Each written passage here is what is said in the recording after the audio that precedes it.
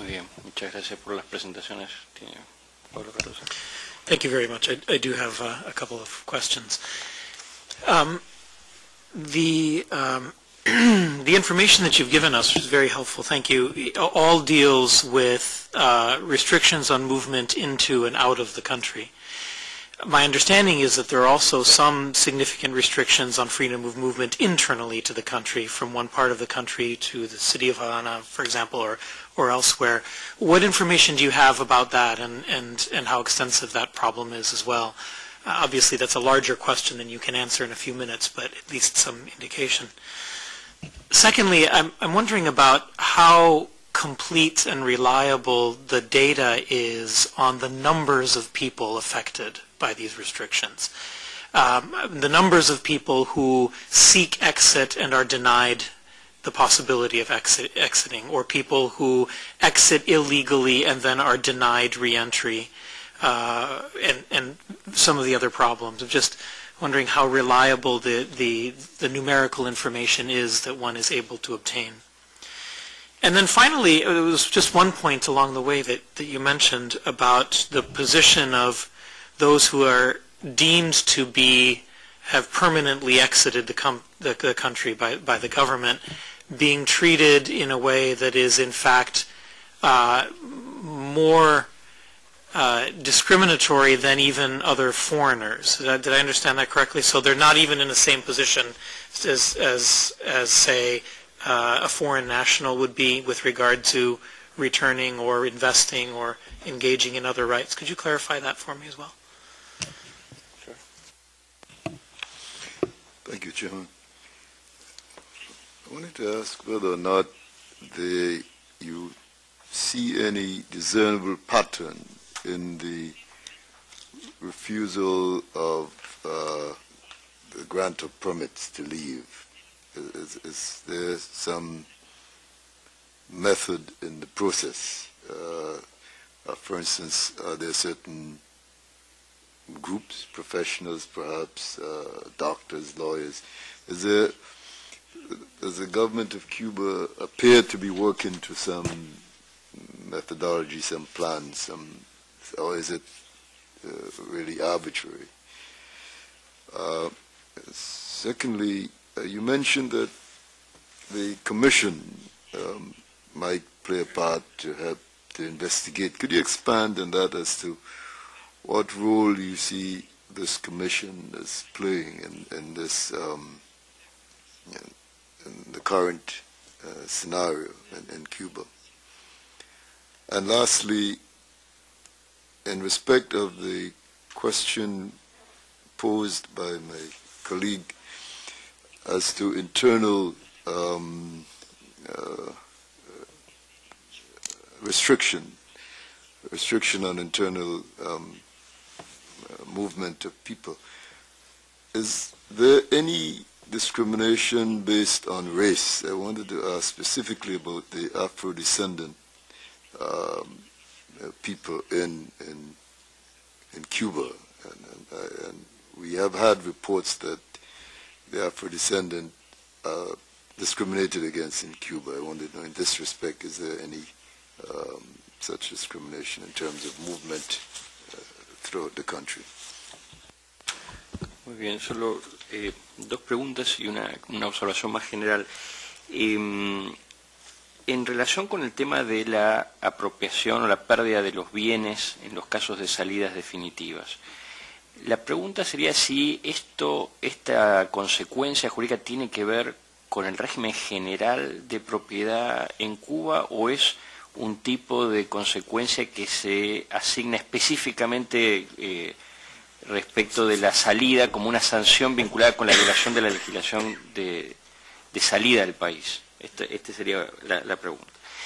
La otra cuestión, completando lo que decía el comisionado Claire Roberts, en relación con el tema de derecho de circulación, y teniendo en cuenta, ustedes saben, la Comisión elabora anualmente un informe sobre la situación en Cuba, donde hace una serie de recomendaciones. Por lo general son recomendaciones más generales, pero me parece que en este contexto donde la cuestión de derechos humanos tiene resonancia al interior de los órganos políticos de la OEA, ¿cuáles creen ustedes que serían las recomendaciones específicas que la Comisión Interamericana debería realizar en relación con el tema de restricciones a la libre circulación?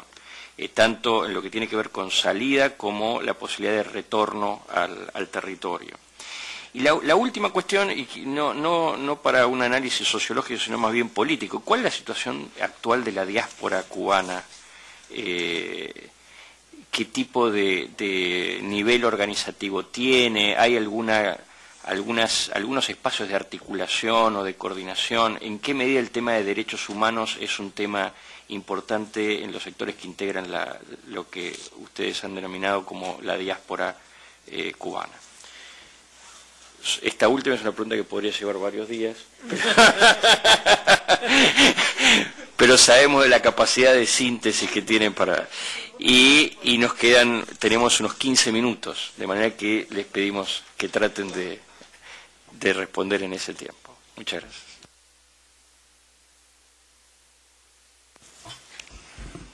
Okay, thank you. Maybe you would prefer me to address you in English, whatever. Okay. Internal restrictions. There are internal restrictions. If you check in the copybook that we gave you, in the binder, you are going to find the internal restrictions regulations over there. They are specifically those that we have found. This is one of the problems and one of the recommendations for the Commission later. But those that we were able to find were those that are related specifically with the city of Havana. And that has to do also with your question about discrimination. There is a problem with, the migration internally follows the same pattern of migration in the world. You go from I used to say that people travel from the areas of anemia to the areas of cholesterol. People are trying to find a better life, right? So people in Cuba follow the same pattern. They are leaving areas where there is poverty, and they are looking for better opportunities, for example, in the cities where there is tourism, where there are more jobs, where they can eventually find some possible fortune. People from Havana travel abroad most of the time. What they try to do is migrate from the city to other countries. And this internal migration has been regulated, and now you need a permit to establish yourself for more than a number of days. They give you a number of days to travel and visit your family, but if you are detected in that area and you have exceeded the number of days that you are allowed to live in those areas, except if except if a miracle occurs and somebody gives you a house, which is almost impossible, you will be bound to return. But all the documentation in relation to that is there. Now, what is the problem? The problem is, in terms of discrimination, that people from the oriental provinces are poorer. The social situation there is worse off than in the western provinces. And most of the population in that area is Afro-descendant. And so there is all this migration, just as in other countries, is creating tensions between those that are better off, mostly white people, folks living in urban areas in the western provinces, and those who are coming from poor areas in the mostly rural, who are mostly Afro-descendant. And then all this is steering back again the old prejudices, the old discrimination, and is connecting with the current reality of Cuba. So one of the mistakes of these last 50 years was to think that you can abolish discrimination with decrees by law. It's a cultural, deep-rooted phenomenon, and that was never addressed. And because it was never addressed, it's coming back strongly in many ways. This is one of the ways that it's coming back, because it's connecting with all these internal social problems. The reliability of the data of all these migrants.